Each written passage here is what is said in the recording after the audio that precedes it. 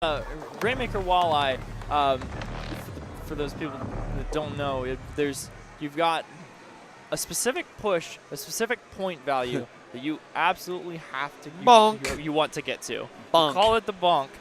In the last game, it was 12. You can actually get it to 11 now with this bonk in this game. It got buffed. It got buffed. It's even worse now. But what the bonk is if you push right up mid and go up onto their plat, you're going to run into that, and you're going to you're going to run up the wall and paint it there, and that's going to be your points. Oh, Mario. That Man, was between very rude. Squirt and Mario, Vanity is going to be seeing Dynamo rollers in their nightmares for quite some time. Yeah, Going to pivot over to the right side here, it looks like, with the double ray coming in. Oh, boy, isn't that just a beautiful sound? It's a very painful sound. And it's not a volume thing either. It is just Nintendo picked the most shrill and disgusting sound they could possibly do to make that happen. But it looks like a pretty even start here. The bonk that we talked about is up there, way, way up on that plat. You can kind of see it off in the distance right now. There's that little edge. If you run and bonk your head up at the top, you get to a point that is 11. That cannot be beaten by bonk. It can only be tied. If two teams exist at the same point value, whatever it is, whichever team got there first wins the quote-unquote tiebreaker. So it's important to get there first if you are going to get there, and getting a higher point value than that, a very difficult proposition. So now we see they're going to try to take it up through the sneaky area there. And that's interesting. It's a very, very dangerous push, and it didn't work out for them very well. It's so dangerous because there's so many ways that you can get pinned in over there. People can kind of converge, and you saw right there a very well executed pincer kind of shutting that down. They knew they had things more or less shut down, and we didn't talk about this. This is a custom junior that we are seeing right now. Dynamos, Splatlings, and juniors, oh my. Not just juniors. You could also see, Stingray. You could see a junior, but the custom junior is the one that is very, very uncommon. It runs with a rain, ink storm rather, and has an auto bomb as well. It's a little bit unconventional. It can support, but it can't really do a whole lot besides that. But when you have the option of the regular junior that has armor and a splat bomb, you just got to go for that one. Yep, Mario going to be waving around this Stingray. Not a whole lot. They're starting to pin down here. They're starting to come down. The push is coming from the right side. They have to be careful. You see it coming here. One of them already goes down. Slug not going to be able to get that kill. Still 3 up now. Vin going to come down here, but does not have the range to really stop this push. Is able to take down one. And finally, the last one goes down. That is the Rainmaker. Mario is still here as well. Has to be careful. Forced to back up here. For all that went wrong for them right there, 54 is not a bad point value to be sitting at. Yeah, 54 is actually pretty good. I believe that can still be beat if they're able to push it through close. But once you get past, you have to get past that point. Oh, are they going to go right?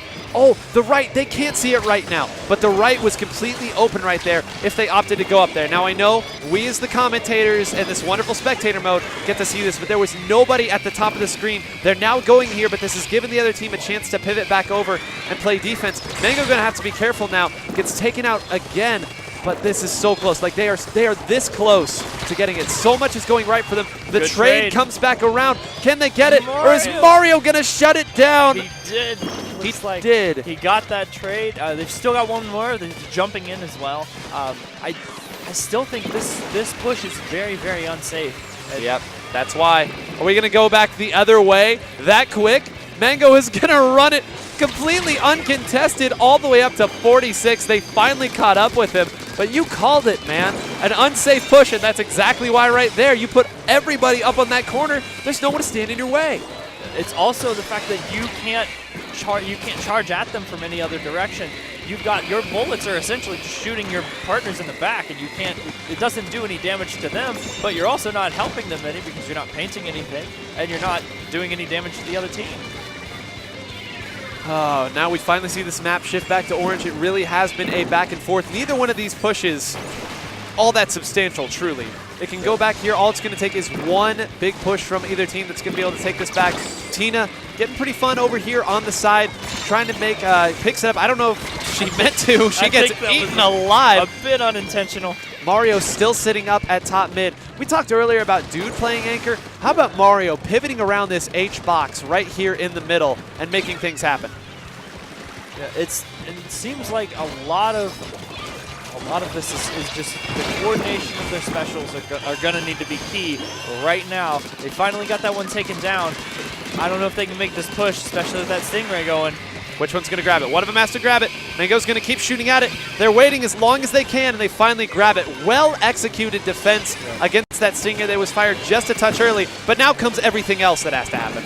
They have to make this push, but this is very, very doable. Another Stingray comes out. Can they have the movement to escape it, though? That's the thing. You see Hitzel coming in? Yes. Yeah, just he's going enough. to pick it off. Hitzel doing a good job, just very subtly, slowly moving in. The big threat was the giant Death Ray that, you know, does Death Ray things. Yes, does plenty of Death Ray. Does plenty of Death Ray things. But you saw that they were able to kind of sneak around, come back behind and get the kill. And with goodness gracious, 14, 14, 14, 12. So it looks like there may have been some audio issues they might have to check into, but I believe that game is still going to go to Tina doesn't know.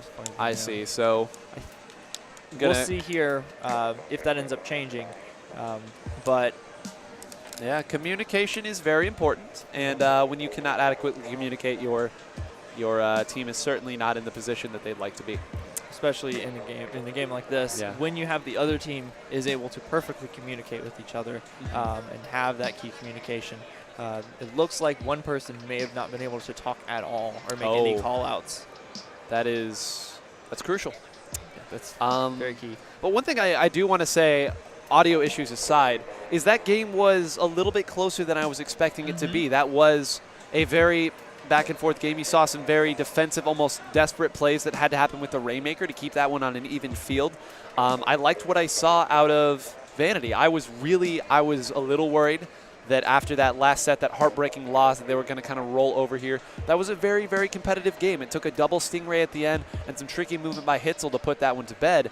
But I like what I see. They're bouncing back. You can see right there, 15 points. That's a second of holding forward. Yeah, I mean, that's really a very close game. Yeah, that was not a decisive victory by any means. It looked like it was going to be that way right at the beginning because Empty Vanity lost people very quickly at the beginning, and you saw the map become orange almost instantly.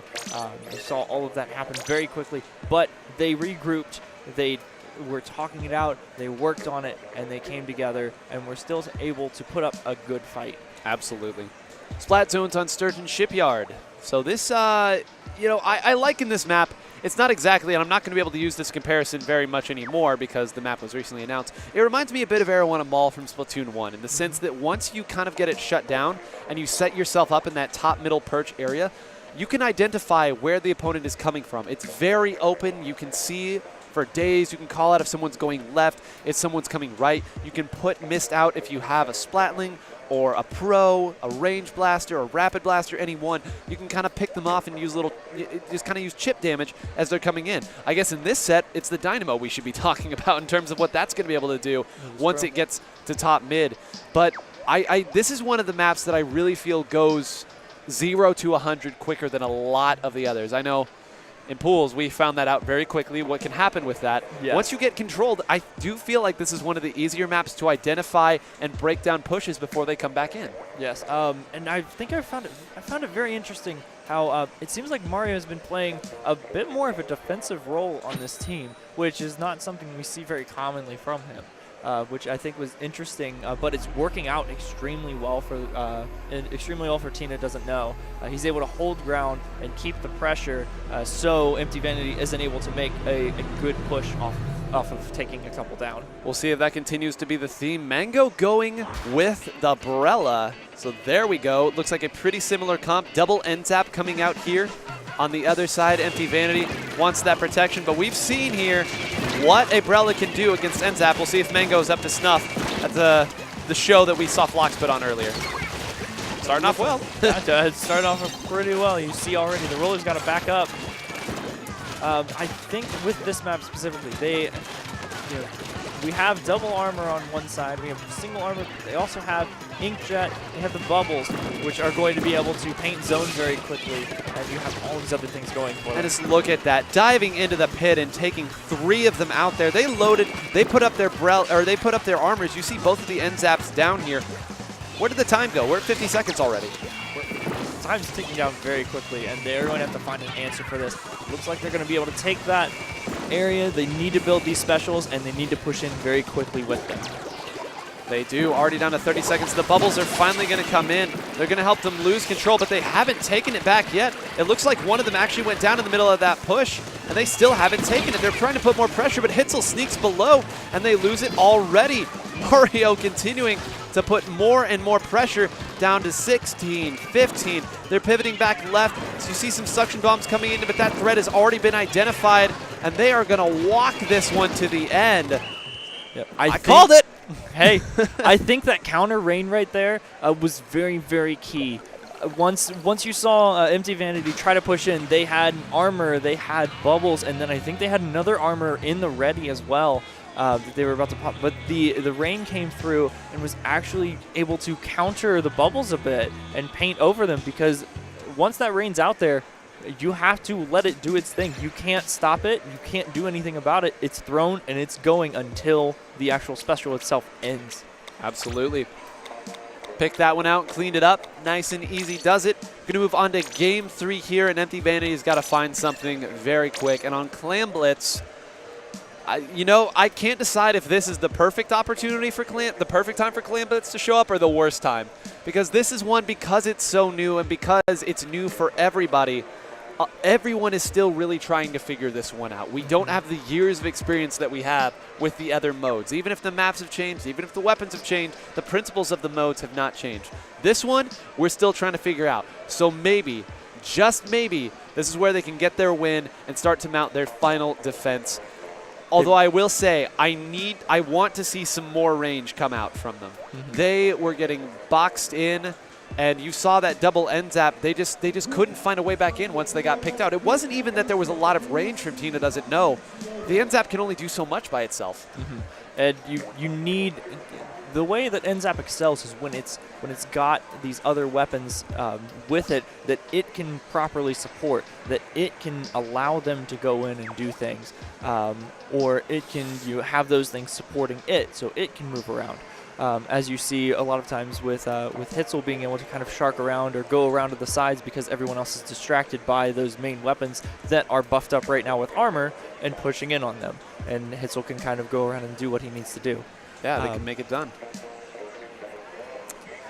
Right now, still kind of waiting here. Again, there are other this is not the only important set that's going on right now. One thing that I want to mention as we get into this last game, Eclipse is currently sitting at 2-2. Mm-hmm. I don't know how their last game is going right now, but they're actually in a kind of a dangerous position here themselves. It's a bit of a finicky spot for them. We'll see if they can clutch that out and get into redemption bracket as well. We will see. But all eyes right here. We see the Pro come out as well as the Blaster. It looks like they're just teaming up here for a little bit more kill power, and the Jet finally coming back out from Vin. I like this pick. We saw what that Jet can do in the last set. It's good to see it back. Absolutely. I don't see quite the Jet, but the Pro actually is going in here. The Inkjet. Inkjet, I'm sorry. That's right. Did it not make it clear? Not the Jet Squelcher.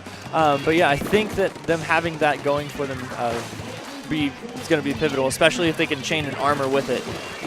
They seem to be pretty aware on pushing together or mounting their specials and moving them together. Right. Already you see a lot of clams, 14 clams. You'd like to see them be able to put down together. One tried to get thrown down there. Tina tried to throw one to Hitzel in that scenario, but Hitzel actually got taken down, and then soon following was Tina.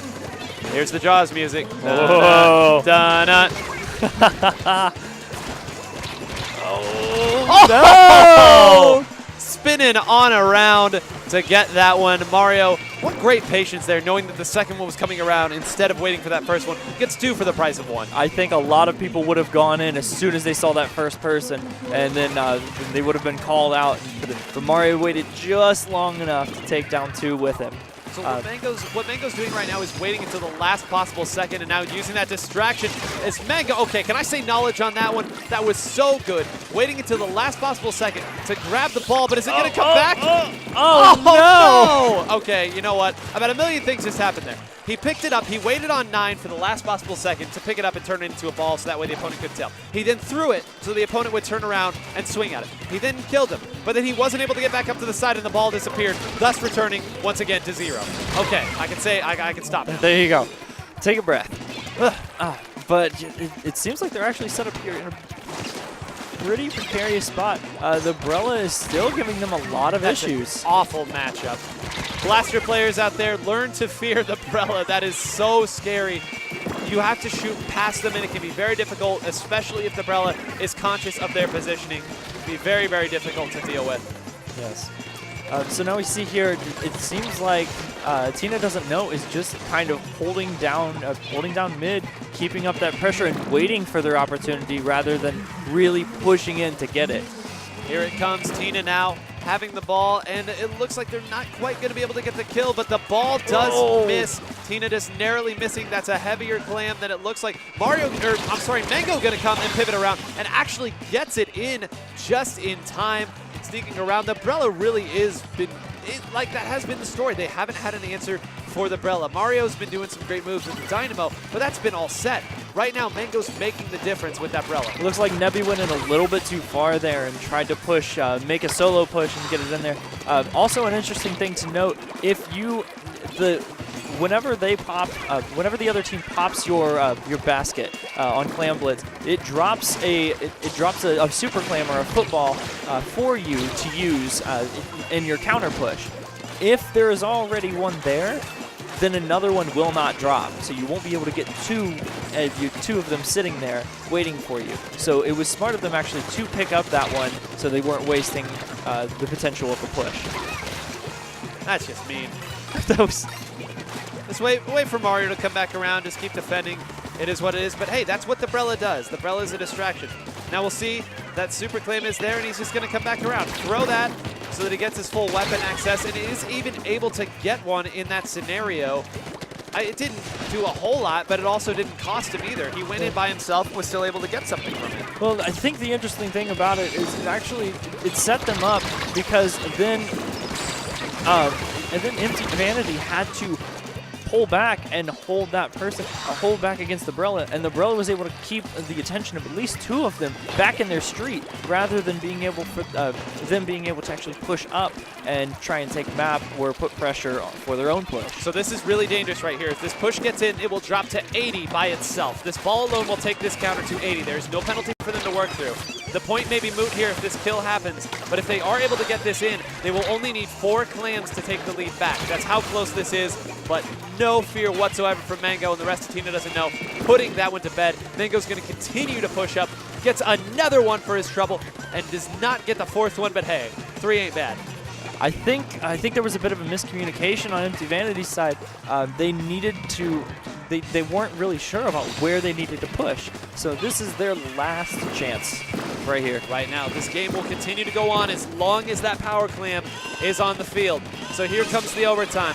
All eyes on deck, no pun intended. They're going to try to take this one out. Really, that's the only kill that's going to matter for them. You see Mario coming back over here. The jet comes in, but that's not going to be enough. That clam is still in play. It is. That clam is still in play. It is. They grab it, but that one goes down. That's a full wipe. Oh, I think that might be it. The end of Empty Vanity right there. Do what they did what they needed to do there. Got an important kill. And then that clam stayed in play for about as long as it possibly could. But very composed play by Tina, who was coming back around, knew that the pincer was forcing the ball that way, came in and cleaned up. As we see more Dynamo doing stuff. Is this the year of the Dynamo? Let's see if that Dynamo comes back around and actually becomes a game changer. Oh, wow, those were some crazy sets. Between Squirt and Mario, this has been a great day for fans of the Dynamo. I think we're about to see a lot more Dynamos in League and in Solo. But hey, Solo has already been flooded.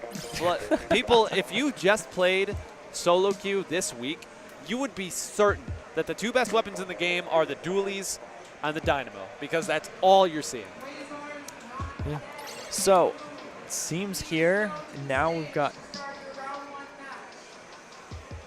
So that's going to wrap up Group B, I believe. Yeah, here. that was our final streamed set. Because Tina doesn't know won that, I don't believe there's a tiebreaker for redemption bracket. I think this one wrapped itself up nicely, put a little bow on top. Yeah, I think they ended up making it. Good games to everyone out there that played. Those were some great games to watch. It sucks. So many good teams have to lose at these LANs, especially with a LAN like this. You get people, the people who come to these LANs are very serious about Splatoon. They are passionate about Splatoon. They make this happen. And again, shout outs to Carter, Iric, AC, to Czar, to Apple, to everyone else who put this event together. Like, this is amazing. I really wish that I could flip this camera around and show you what all we're seeing right now. All these bodies making things happen. But you got Pool C happening right now. And this is going to be great. Oh, thank goodness. We do have a view here of the rest of the venue. Shout outs to the man for making this one happen. And I believe now we're going to have Quasar is Not Dead, I think, is the team that's playing. And I see that against Moon. And that'll be a great set. Our next round of commentators will be taking that one along. Sure, we're going to talk about these two. The team that you need to know, who has made their presence felt, Set to Destroy X. It is that Set to Destroy X. Yes, if you came here from YouTube, it is Deadbeat. It is that same team. They are sponsored and have a different name. Just as formidable as always. I know there was there's some flight issues in terms of getting all their players here. I have been sitting here for a while. I don't know if everyone's here, but 3 out of those 4 is 4 out of everyone else's 4. That's very true. So we'll see what happens. Moon, we talked a little bit earlier. That is a reference to 2 moons, Paramoons, a mainstay at these LANs. Spectre is back. Czar will be playing here too. Czar has been freed and will be playing here. Octopops as well, another LAN veteran from Tomo. A stacked team by any stretch of the imagination. It is a very stacked pickup team, that's for sure. Stacked pickup team. And I think stacked pickup teams. Tudos and his children? Yes, Tudos and his children. That's going to be a crazy team. You've got Red, you've got Tudos himself. You've got Tetsu. And then go for it. Manabe! If you were a fan of Splatoon 1 and you were a fan of snipers, Manabe, the legend himself, is back and ready to perform. Here to sub in for Bran, who due to complications could not come in. But Manabe's from around here. Tudos hits his old buddy up on the phone, says, hey, you want to come in and sub? Manabe comes here, the most polite handshaker I've met in my entire life. And he is here and ready to play. That is their 4th, and people say, well, he's only had the game for a little while. Hey, greatness is greatness. We will see what Manabe, it is still Manabe. We'll see what he's capable of. Loaded pool outside of that, those are the big players. And I can't wait. We're going to go to a short break. You'll have a new pair of commentators that are on here afterwards. But, Bob, it has been fun. We finally got to do it after all this time. Right. Thank you so much for having me. Thank you to everyone who's put this on. Absolutely. Thank you. Awesome crowd out there. And thank you guys for watching. It's been great. I've enjoyed it a lot. And we'll see you guys around.